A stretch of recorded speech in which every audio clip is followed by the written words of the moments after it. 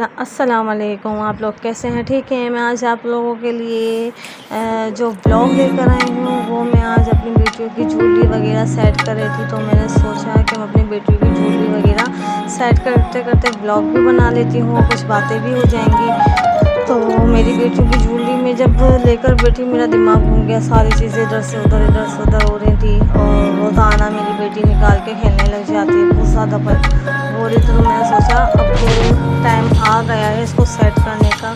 इससे पहले बच्चियाँ ये ख़राब करें, इससे पहले मैं सेट करके इनको ऑर्गेनाइज़ कर देती हूँ और इनको हिफाजत से इनकी जगह रख देती हूँ।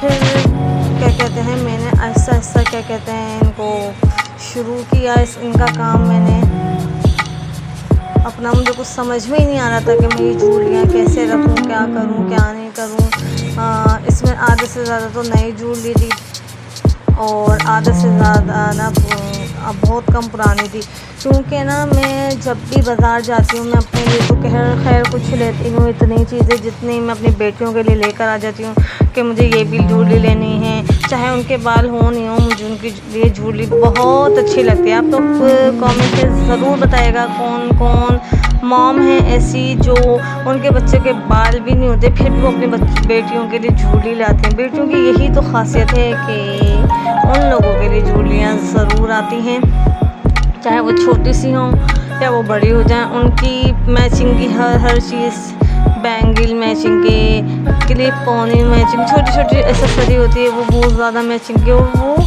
जब हम अपने बच्चों के लगाते हैं वो वाकई में इतने प्यारे लग रहे होते हैं कि दिल चाहता है कि बस उनको प्यार करते रहो। इतने क्यूट लग रहे होते हैं बच्चियाँ, क्या कहते हैं, लगाते हुए बहुत ज़्यादा प्यारी लग रही होती हैं। एक्सेसरी लगाती हैं, कैचेस लगाती हैं, पोनियाँ लगाती हैं और प्यारे प्यारे बाल बनाती हैं। मेरी बड़ी वाली बेटी के तो माशाल्लाह से बाल ठीक हैं, बड़े हैं, तो मैं उसके बालों पे डिज़ाइनिंग बहुत करती हूँ।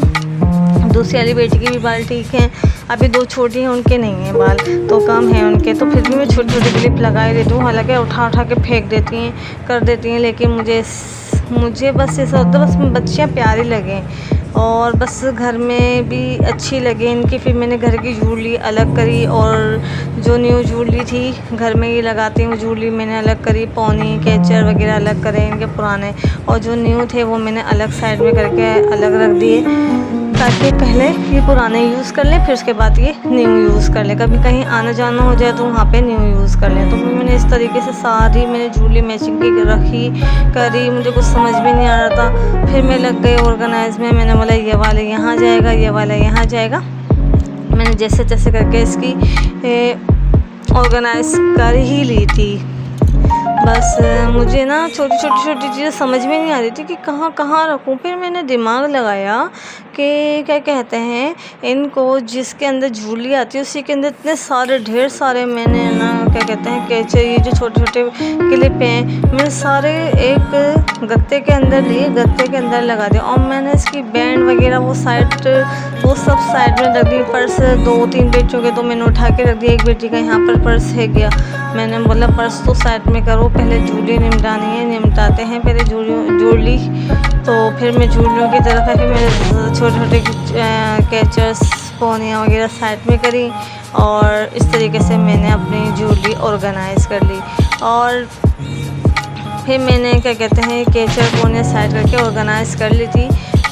इतनी परेशानी हुई मुझे ढूंढने में, एक एक चीज़ बहुत ज़्यादा परेशानी हो रही है। मेरा तो दिमाग काम नहीं किया, मैंने गत्ता उठाया और उसके अंदर के ये एक बॉक्स था मेरे पास, मैंने उस बॉक्स के अंदर साइड में कैचर रखे और साइड में पोनी वगैरह रख के ऐसे सेटअप कर लिया। फिर ये मेरे पास एक गत्ता था, मैंने सारे क्लिप कैचर्स वगैरह सारे मैंने इसमें लगा दिए थे, ऑर्गेनाइज़ कर देते। आप मुझे ये बताएं कि आप लोगों मुझे कमेंट्स में बताएं और इससे ज़्यादा सिंपल तरीका क्या कहते हैं ज्वेलरी ऑर्गेनाइज़ का क्या हो सकता है। आप मुझे कमेंट्स में ज़रूर बताइएगा कि क्या कहते हैं इससे आसान तरीका और कैसे हम ज्वेलरी ऑर्गेनाइज़ करें। मिडिल क्लास वाले, अपर क्लास तो खैर जाहिर सी बात है, मिडिल क्लास के तरीके से बताइएगा मुझे कि मिडिल क्लास के लोग अपने बच्चों की ज्वेलरियाँ और अपने बच्चों की सारी एक्सेसरीज कैसे उठा के रखेंगे। और आप लोग मुझे ज़रूर, मेरा तो ये तरीका था सिंपल सा जो मैंने आप लोगों के साथ शेयर कर दिया।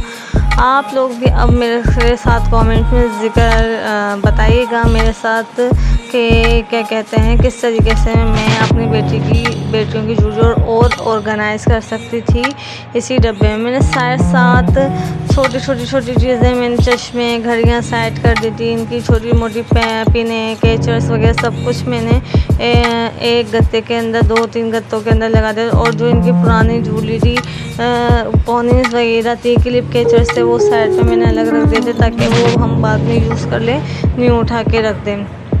और इससे अच्छा तरीका अगर आप लोग और ऑर्गेनाइज हो कर सकते हैं, हम उसके साथ देखें मैं पौने गत्ते के अंदर लगा देती हूँ जो घर में यूज़ होने वाली हैं। ठीक है, आप अगर इसी के साथ साथ अगर कोई आसान तरीका मुझे बता सकते हैं तो मुझे ज़रूर कमेंट्स में बताइएगा। मैं इस और कितनी अच्छी तरीके से मैं इससे भी अच्छी तरीके से ऑर्गेनाइज़ कैसे कर सकती थी मैं जूलरी को। ठीक है, इंशाल्लाह मिलते हैं नेक्स्ट